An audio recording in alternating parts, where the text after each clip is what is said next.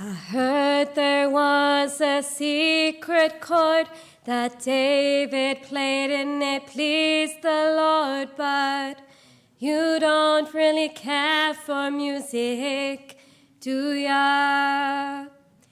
It goes like this: the fourth, the fifth, the minor fall and the major lift, the baffled king composing hallelujah, hallelujah, hallelujah, hallelujah, hallelujah. And maybe there's a God above, but all I've ever learned from love is how to shoot somebody who outdrew ya. It's not enough to hear them cry. It's not somebody who's seen the light. It's a chord and it's a broken hallelujah. Hallelujah. Hallelujah. Hallelujah. Hallelujah.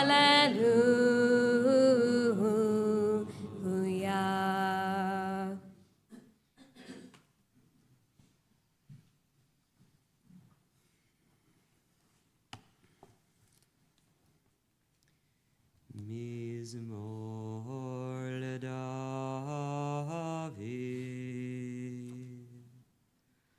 Adonai roi lo echzar, bino desheyar bitzeni, al mei menuchot yenaleini. Nafshi yeshovev, nafshi yeshovev,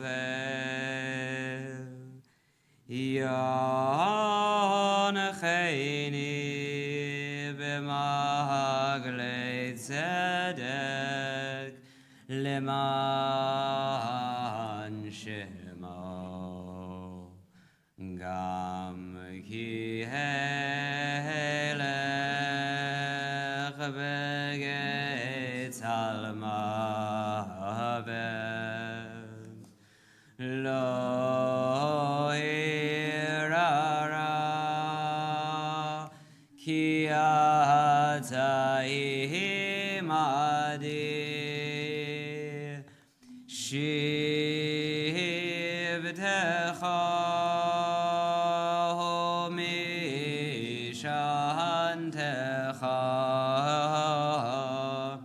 Shivdecha umishantecha hem hayenachamuni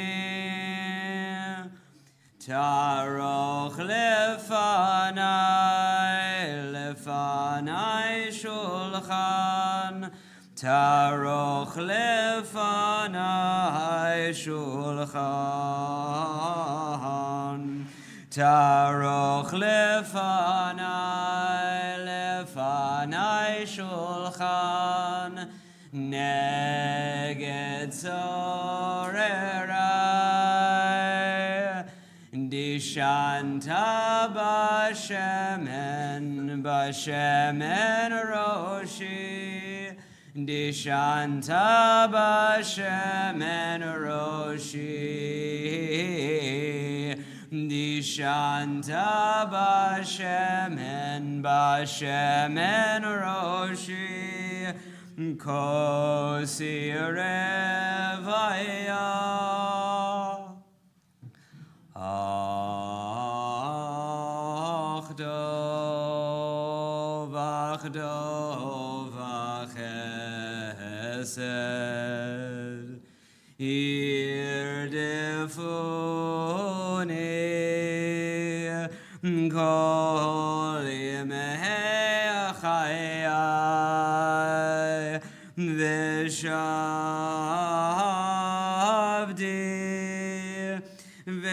Veshavti beveit Adonai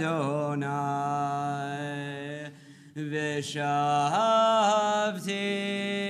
beveit Adonai leorech yamim.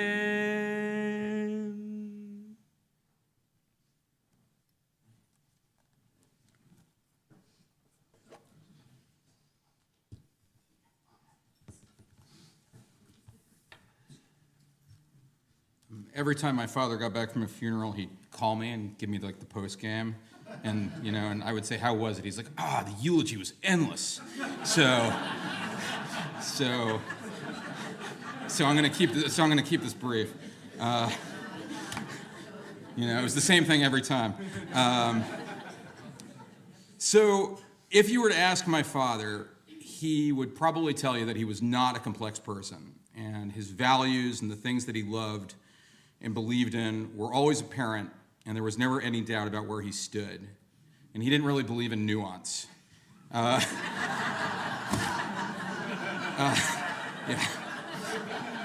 So I want to take a few moments about how I knew him. So at his core, family always came first, and my mom and his children were really the only things on his mind. He would lay awake at night worrying about where everybody was and what everybody was doing. And he was really insistent from an early on that the five of us be a unit and that we have these wonderful traditions and nights when he would come home on Friday nights and we'd all eat together, and then we would all sit and watch Dallas in their bed. And snowy days were spent on a hill by the Bronx River, and he would lie flat on his stomach on a sled, and the three of us would lie on top of him and sled down. And then after he got us totally exhausted, he pulled Jeannie and Davida on the sled, and he put me on his shoulders, and he'd pull us all 1.5 miles home. And there were 2 weeks every summer were spent, the five of us, in a tent, a very small tent, the five of us, all lying next to each other off the shores of Connecticut. He told me that those weeks were really all that he looked forward to all year. And I think that having all of us close like that was really a form of heaven for him. And later, when we built our own families, he built a new tradition. He and my mother would rent a house in the Carolinas, and he would sit on the balcony so he could watch his children and grandchildren in the water, and he was proud and vigilant.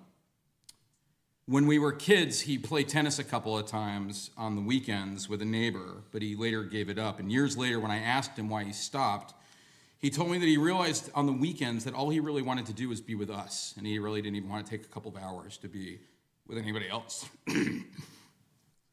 Sorry. And if family was the main motivation of his life, the state of Israel was never far from his mind. And he told me that in his first trip to Israel in 1973, shortly before the Yom Kippur War, he felt a natural pull towards the land in a sense that he had been there before. He immersed himself in Zionist philosophy and Israeli history, and his Judaism was inextricably linked to the Jewish state.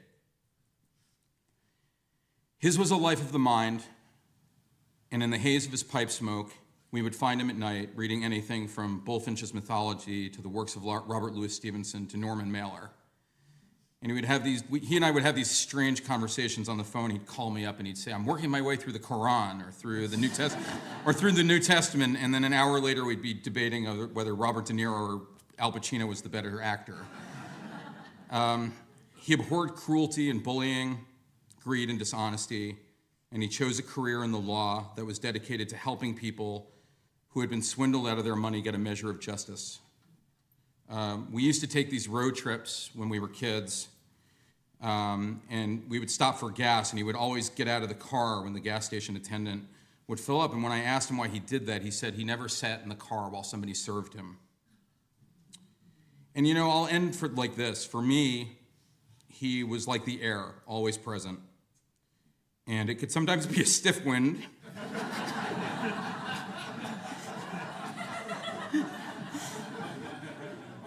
And at times it could be very still and peaceful and wise. But it was always there, whether we were in London or Cleveland or Tel Aviv. And next spring, when we're all on the beach again in the Carolinas, we will look up the balcony from the beach as the sun sets and feel his spirit. And he would have wanted me to end with a quote from Robert Louis Stevenson, his favorite writer. Under the wide and starry sky, dig the grave and let me lie. Glad that I live and gladly die, and I lay me down with a will. This be the verse you grave for me. Here he lies where he longed to be. Home is the sailor, home from the sea, and the hunter, home from the hill.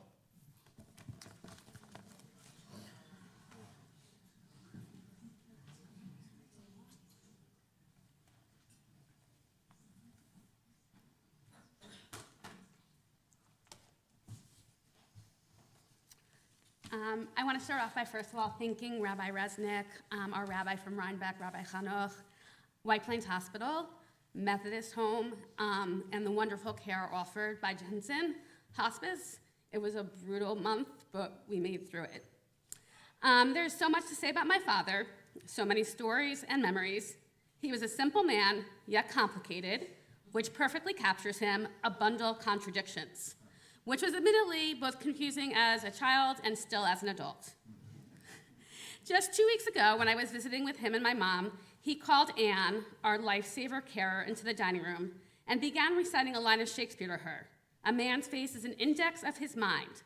Touched by his words, she went quickly to find a notebook and wrote down exactly what he had said, and that was my dad. His small interactions with those who started off as strangers and became his instant friends. As a little girl, my earliest memories of my dad were of him wearing a camera strung on his neck. Because there's nothing typical of my father, he didn't photograph tourist sites or us standing in front of landmarks.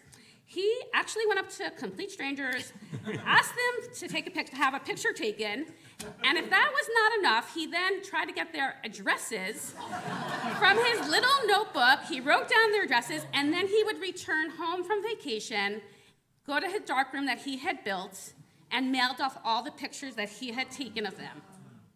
This continued for as long as I can remember. As he grew older, he retired his camera and took on a new hobby. Anybody wearing a shell necklace here? You go to Trader Joe's in Eastchester and everybody's wearing like shell necklaces. It's sort of alarming. All right. And he was a bit chauvinistic and didn't give any of them to the men. You guys would be gifted pocket knives. So I don't know if anybody's having a pocket knife here, but that would be my dad. My dad's weekly postcards were a ritual for him. He would actually mail me a postcard after I just saw him, mail it to Rhinebeck and say, "It was really nice seeing you, gal. Hope you had a great day.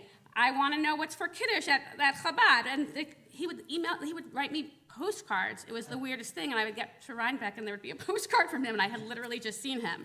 And he didn't only write postcards to his close ones. He began corresponding with strangers also. And I came home one year, and in a frame next to my mother's bubba was a picture of a very Aryan-looking couple, and I said, "Dad, who are those people?" He's like, "Oh, I met them on the cruise, and they sent me this picture." And then he bought a frame for it and put it on the mantle next to my mother's great-grandmother. That's really normal. Yeah, yep. Okay. And the picture's still there, so if you go to Shiva, you can see it.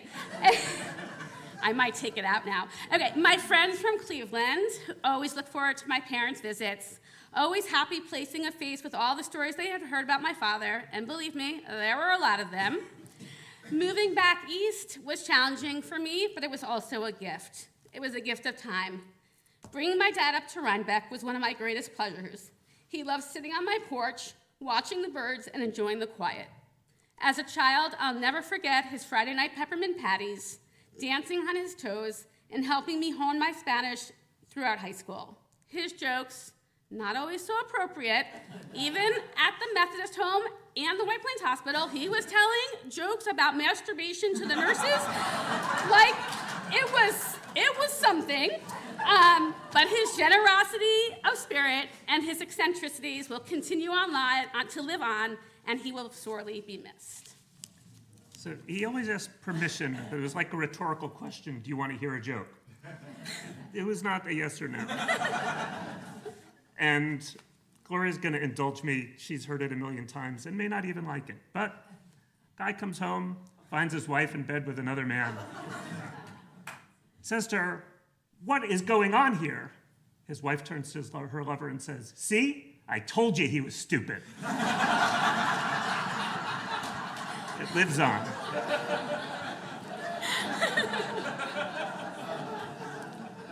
Famously frugal, as you know, he was also an extremely generous tipper. Might not go together. He bought only the cheapest liquor you can imagine. We would go to New Hampshire and he would say, "You gotta stop at the liquor store in New Hampshire because it's dirt cheap." But then we would bring him top shelf rum, top shelf gin, and he thought it was the greatest thing in the world. He was a quintessential New Yorker, but he famously hated the city. I never heard the term jackass as a verb until jackass into the city was the thing he would say. He much preferred Myrtle Beach, Beechwood, Northwood, Rhinebeck. He was a technophobe, but he was also way ahead of his time in many ways. He put seatbelts in his car for his kids before they were standard. He put bike helmets on their kids, or actually hockey helmets, because you couldn't get bike helmets. So always mindful of safety, yet in the last 30 years, if you saw him drive for economy's sake, he drove cars that looked like they were made out of tinfoil. You might remember a turquoise Festiva that he would drive around. He was a very healthy eater, supposedly, but you would always catch him snacking on chocolate, potato chips, and ice cream. He was highly educated, extremely well-read, and professionally successful. But at the same time, he generally disdained highly educated, highly professional, and successful people and the pretentiousness that often accompanies it. I believe he would have easily given that professional path up that his education had brought to him and would have been happier as a craftsman. We know he made the shell necklaces. I believe he would have been highly fulfilled if he would have been able to work with his hands, helping to build up the state of Israel, which meant so much to him. But I think the most interesting contradiction is, for me, illuminated by an ongoing conversation debate, not only I had with him, but I imagine Clive and Harry as well. For me, over the last 30 plus years, he believed deeply that a strong republic, he loved America with all his heart, depended on the wisdom of ordinary men and should not rely on the educated classes. And I use this word ordinary purposefully in his mind, and I generally disagreed with him. In the last few years, it really became clear to me what drove him and his passion for this line of thought was that he just thought of himself as an ordinary man, and that's the connection he had with everyone else. And as we all know, he was far from it. He was extraordinary in all sorts of ways. And I know, among other things, he would have found words today leaving the funeral. He would have told all of us what we did wrong with how we gave our speeches. Because the role he seemed to embrace most of all in the last couple of decades was instructing others on public speaking in his time at St. John's. So again, not your ordinary man. He will be missed.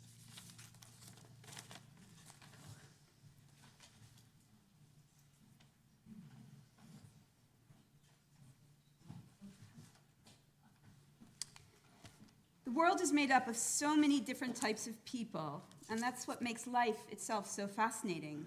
But some people break that mold, paying no attention to fashion or norms, taking their own path and determining their own destiny, freed from the shackles of convention. My dad was one of those people. He did not care at all what anyone thought about the clothes he wore, the car he drove, or the job that he did. He cared about the values that he lived by and that others lived by. He cared about living an ethical life, an honest life, and turned to philosophers and poets to try and make sense of the world we have all inherited. He shared this knowledge with anyone who would listen, keen to challenge us all to explain our ways of living, our life choices, our values. Conversations around the dinner table growing up, more often than not, were lessons in etymology, with dictionaries being taken out to understand words, discussions about philosophy and why the world is in the state that it is in. He lost patience with lazy thought and always challenged us to think harder and deeper. This was not always an easy way to grow up. What was obvious to him, heating homes at warm temperature, was bad for the environment, for our health, and for his bank account. Riding bicycles without helmets was asking for trouble.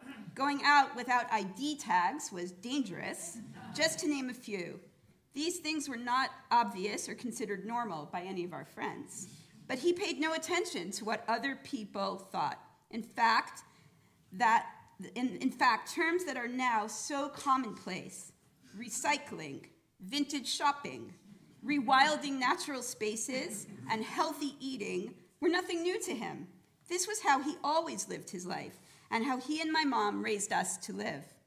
When we all moved rooms, except for Davida, when the house was renovated, after the playroom, which he had built himself, became my parents' bedroom, the two of us, my dad and I, went to Goodwill in search of a wardrobe for my clothes in my new room. We found one, and together we stripped the paint and stained it. This was quintessential Sheldon, never wasting a penny and taking something pre-used and turning it into our own. I loved my wardrobe precisely because of its history and the values that it represented. We were raised to appreciate the natural world, which included hunting for fireflies together when he got home from work on warm summer evenings, getting to know strangers and neighbors, taking long walks in all weather, and until his retirement, he never wasted a moment. And most importantly, laughing and making others laugh, whether it was a joke told too many times or retelling stories that accentuated the absurd. My dad left everyone he met with words of wisdom to ponder, a smile on their faces, a shell necklace around their necks, and if they were lucky, a knife in their pockets. No one will ever be able to replace Sheldon Horowitz. He was one of a kind.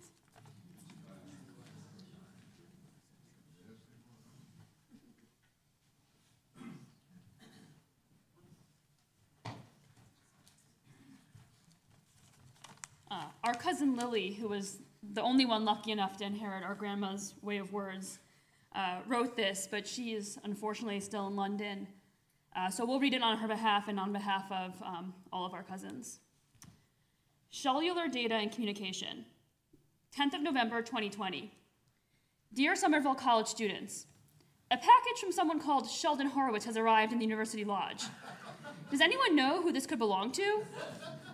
The package is comprised of military objects, an army jacket, cargo trousers, an army backpack, a pencil case, a t-shirt with a stain, a water bottle, a pack of cards, a photograph, a stamp, and a bag of seashell necklaces. It must be rather noted that we had to remove what seems to be a penknife. Unfortunately, the handwriting is illegible. Please come and collect this if you're the intended recipient. Yours sincerely, administration staff. Laying out your memorabilia on my university floor diminished the 3,465 miles in ocean between us, as it always did. Your eccentricity was accentuated by the formality of English life, a foil to what you could chuckle and call boring.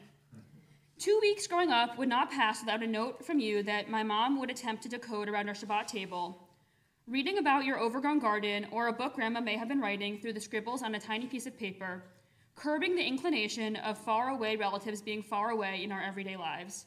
Cellular communication was about continuity. What's your new address? Can I get that written down? You would ask all the cousins as we moved out of our childhood homes. You collected the addresses that counted in your contact book. Sometimes these were addresses of people that you had met for a fleeting second, but would continue to write for many years. It was about consistency, meaning there was no awkwardness. Running to you and Grandma and receiving your morning kisses straight from JFK Airport, we would discuss what was in front of us, the people, the cafes, the snails on the sidewalk with you. You were almost always insulting someone in our company and then delivering an aphorism we weren't sure was quite related. Immediacy was a defining point. Laughing at my doll face and describing its uniqueness. Have you ever seen a face like that? Laughing at my dad as he argued with you about a politics you would never see eye to eye on. Laughing with us, about us, and many times at us, without us. Laughing at the diners we would attend yearly before Passover and then mock the Judaism and tradition aspect, despite that being what was bringing us all together. A son, a brother, a husband, a father, a teacher, a grandpa. To many, but for one night every year, you would become the mysterious and ethereal Rabbi Jose, an often overlooked character in the Haggadah for whom the jet-lagged of us would wake up to hear speak, or rather, we would wake you up to perform in your questionable accent. As Rabbi Jose, you would discuss Pharaoh's magicians who claimed that if this is the finger of God with the 10 plagues, it's possible by basic arithmetic that there are in fact 50 in the sea. A persnickety point which Rabbi Jose was passionate about, and Grandpa would probably not give a second thought. In reality, if you have seen eye to eye with him, you would have probably told Rabbi Jose to take a hike. This very language, punctuated with a dyed-in-the-wall wit, was much of the time both honest and painful. A true master of insults. In fact, whilst we were flicking through photo albums this week, a diatribe about fraternities from 1954, Sheldon Horowitz, dropped onto my mom's lap. Addressed to the editor of UVM paper, you described your peers as the intellectual trash, which comprises 3/4 of our so-called student body, will flee this place like rats fleeing a sinking ship. So much the better. Rats and intellectual trash are undesirable inhabitants of ships and universities. On the flip side, a great lover of the beauty of words, as you would recite poetry and constantly philosophize. As you did to me only a couple months ago, our skin was burning in the sun, with you refusing to put on any sunscreen. The stretch of the beach is important because it shows you nothing matters. Lil, in your life, you could do many things and take many different paths, and one day it'll all just make sense. But through it all, you'll be fine because you have character. That's what life is all about, character. Remember that as you handed me a shell necklace. His finest and final stage of cellular communication, no need for a cellular phone when you have a cellular chain on your collarbone. If any of you have had the pleasure of meeting my grandpa in the past few years, you may have had the honor of receiving one of his finest designer necklaces. The past few months, he was increasingly frustrated because he said it was not the final intricate product he cared so much for, but rather the act of collecting the shells themselves, the love of the process. Seashells are formed by mollusks through a process where they secrete calcium carbonate and proteins, creating a protective outer layer that grows throughout their lives. What we as humans are left with and collect is not the reality of the exoskeleton, the death of a former creature, but rather the beauty of a natural evolution.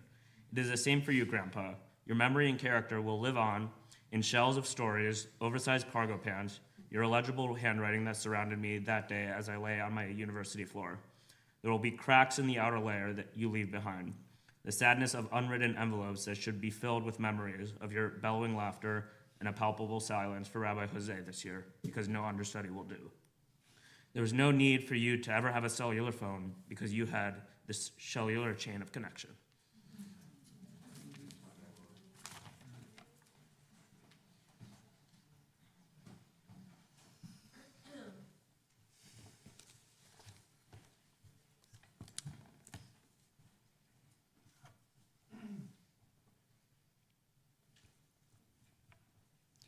Acharei moti, siftu kachali. After my death, eulogize me like this. Hayaish ur'u, einenu od.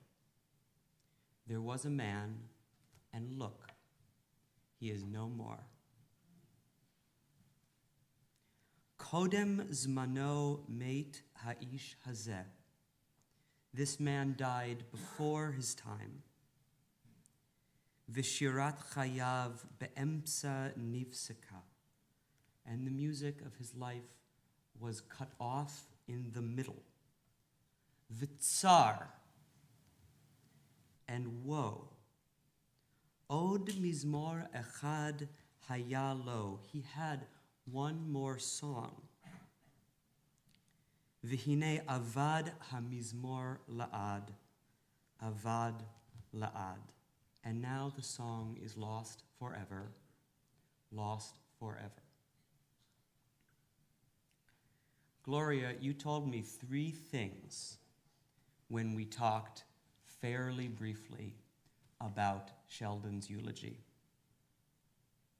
He was actually sitting up then, eating a grilled cheese.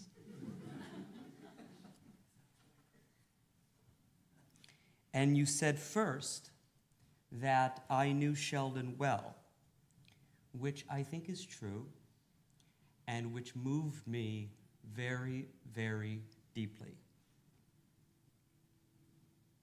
And I want all of you, his family, to know that I count getting to know him and getting to know him well and having the privilege of being his rabbi and his friend for only a few years as one of the great enduring blessings of my life. Second, Gloria, you said, and Harry mentioned it, that Sheldon did not like funerals that went on and on, which did not surprise me. And third, you said that you wanted me to use that line from Bialik, Haya ish or'u einenu od. There was a man, and look, he is no more. And you said, really, that could be the whole eulogy.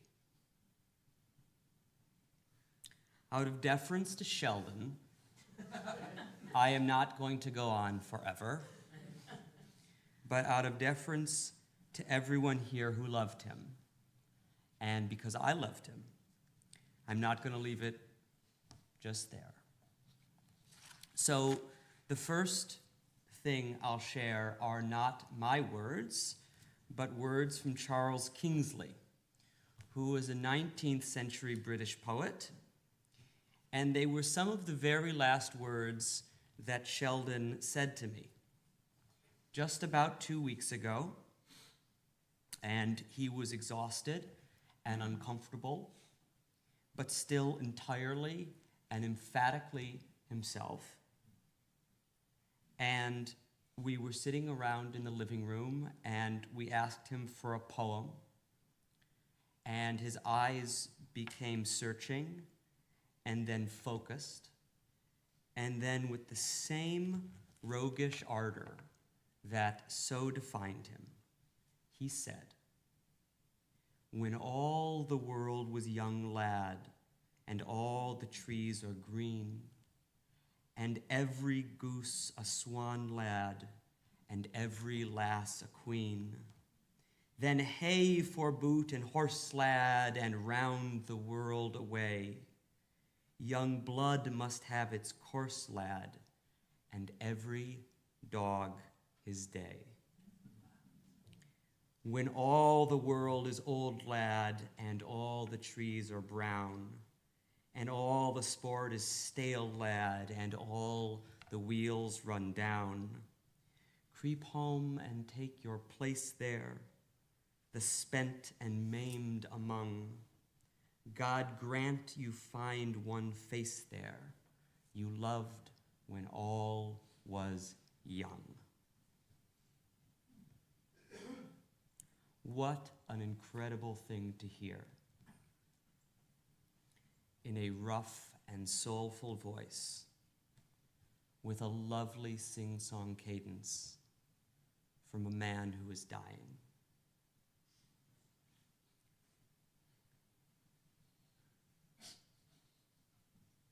The poem ends with a short prayer. God grant you find one face there. And I don't know if Sheldon would have thanked God. among the many, many things we talked about, poetry and literature and fatherhood, and his fierce love of Israel and the inexorable, extraordinary reality of our Jewish family and our Jewish nation. He and I never talked that much about God. But whether or not he would have credited God for the blessing, Sheldon, at the end of his life, found many, many faces of those he loved there, and faces of people who loved him. Jeannies and Harrys and Davidas and Clives and Brians and Kellys and Gilas and Sams and Lilies and Ruthies and Sauls and Ilans, Alones and Cobys. And of course, one in particular, Gloria's, for whom his devotion and admiration and love was like a radiant force.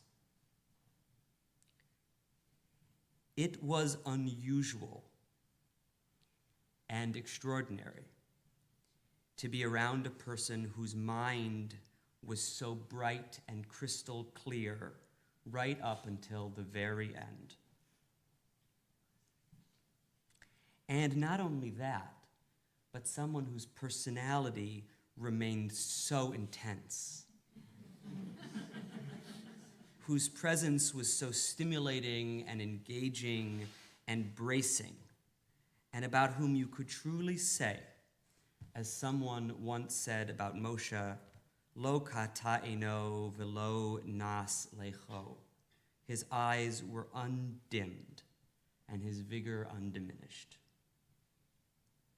Every time that I would visit over the past few weeks and months, and Felissa can attest to this, I would call her almost immediately as I was driving to wherever I was going just after leaving, excited about some poem Sheldon recited or some idea we'd discussed, or the fact that the line, "Every dog has its day," comes from that poem, which I didn't know,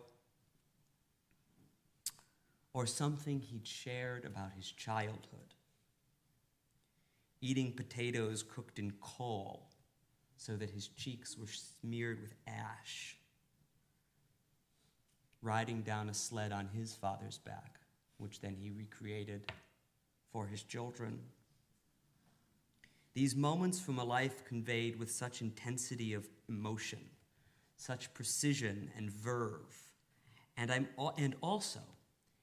not sure this is something that everyone always associated with Sheldon, with this really gentle and profound reverence. In that vein, I'll also share that the very best compliment I've ever received about a sermon came from Sheldon. I can't remember what I said, but it was something about baseball. And he came up to me at Kiddush, and he told me about how his father once took him to Yankees Stadium, and how he saw the center fielder play a ball off the wall, catching it and turning it and firing it in one motion like a dancer. Like, and this is a quote from him, like poetry made flesh. And then he said, I took him right back to that moment. And it took me there too, because Sheldon had such an intensity of presence, a way of conjuring ideas and images, the soul of a great poet, which is not always, and maybe not even usually, related to actually writing poetry.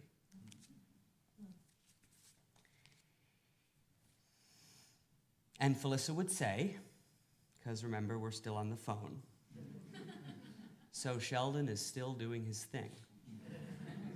And I would say, yeah, he's still doing his thing. Haya ish, or u'einenu od. And now he isn't. There is a famous story about Reb Meshulam Zusha who was an 18th century Hasidic Rebbe. And as he was dying, he was in a state of despair. And his students asked him, Rebbe, you've led such an exemplary life. Why are you despairing?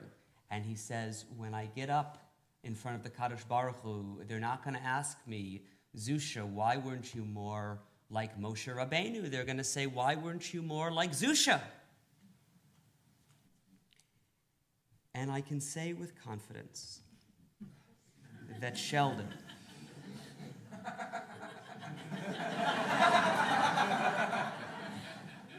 as much as anyone I've ever met did not need to share in this worry. He was so intensely himself in every moment that I knew him. When he would talk with such deep feeling about his childhood and about meeting Gloria and about the gift of his children and grandchildren, and even about his death, which he met with his clear-eyed, bracing intelligence and his stubbornness and his honesty. And that is another reason why, and I'm sure this is not lost on you, Gloria, that the Bialik poem is so appropriate. The poem is all about a life cut off in the middle, an unsung song that won't be heard. And the irony, of course, is that Bialik wrote it long before his death, and so he conveys the idea that any death, at whatever age, is a life cut short.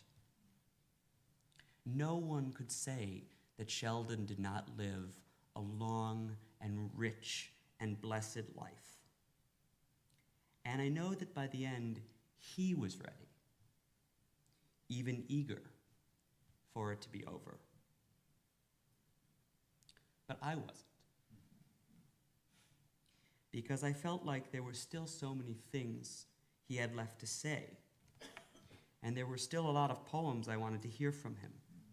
And so many ideas I wanted to explore with him.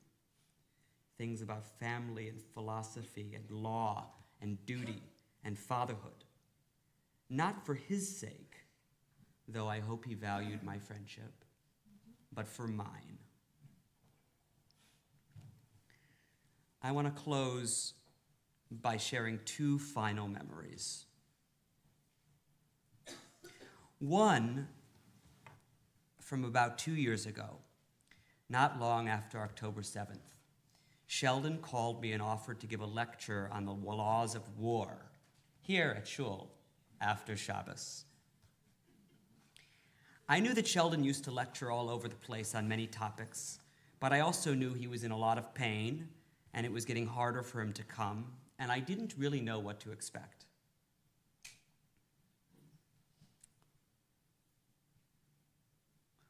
And then he came up to the bima, and he looked so frail as he was walking up these stairs. And then suddenly he was standing here, and he was standing straight. And without notes of any kind, he gave this talk that was astounding, erudite and vigorous and illuminating and entirely charming. The last anecdote is from about 2 weeks before he died. And he had received a call, not related to the fact that he was dying, from an old friend from Florida. And they were talking for a while, and Sheldon said, look, I'm dying. I'm checking out in a couple of days. And they were talking, and the guy said, oh, I'm sorry. And then as he got off the phone, he said, it's great talking to you, Sheldon. Stay in touch. And he said, stay in touch?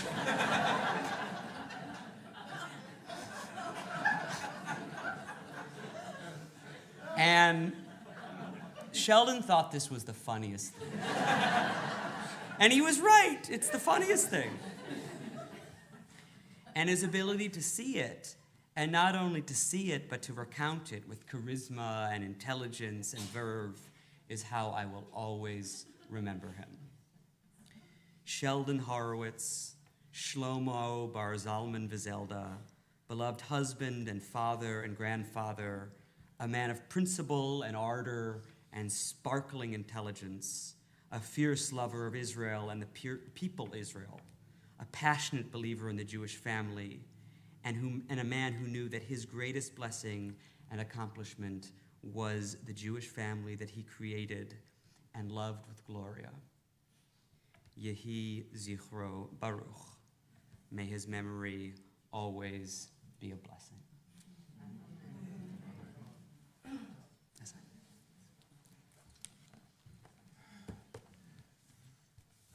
Esa enai el harim me'aim yavo Ezri me'im Adonai oseh shamayim va'aretz al yitein lamod raglecha al yanum shomrecha Hine lo yanum velo yishan shomeh Yisrael Adonai shomrecha Adonai tzilcha al yad yamincha yomam hashemesh lo yakeka v'yarech balayla Adonai yishmarecha mikol ra yishmor et nafshecha Adonai yishmar tzodcha voecha me'ata ve'ad olam.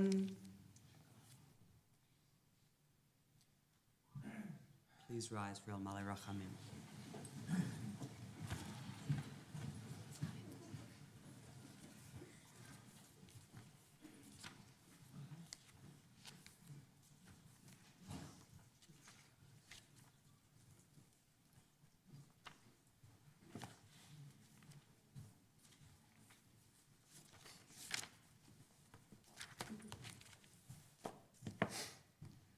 אל מלא רחמים, שוכן במרומים, המצא מנוחה נכונה על כנפי השכינה, במעלות קדושים וטהורים, בזוהר הרקיע מזהירים, את נשמת שלמה בר זלמן, שהלך לעולמו, בעבור שבלי נדר אתן צדקה בעד הזכרת נשמתו, בגן עדן תהא מנוחתו. לכן בעל הרחמים יסתירהו בסתר כנפיו לעולמים, ויצרור בצורה חיים את נשמתו. אדוני הוא נחלתו, וינוח בשלום על משכבו, ונאמר אמן.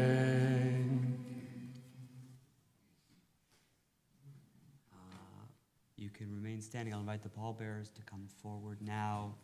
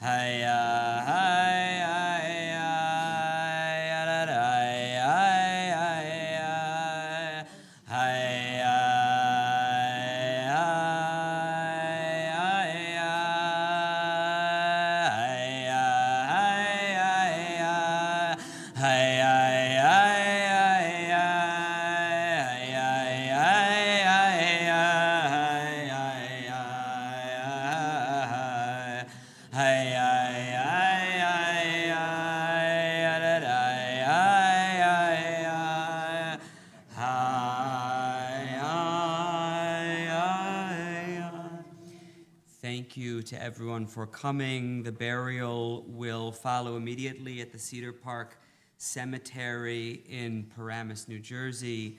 Donations in Sheldon's honor are invited to Friends of the IDF and to Leket, which is Israel's national food bank. May the memory of Sheldon Horowitz be a blessing now and always.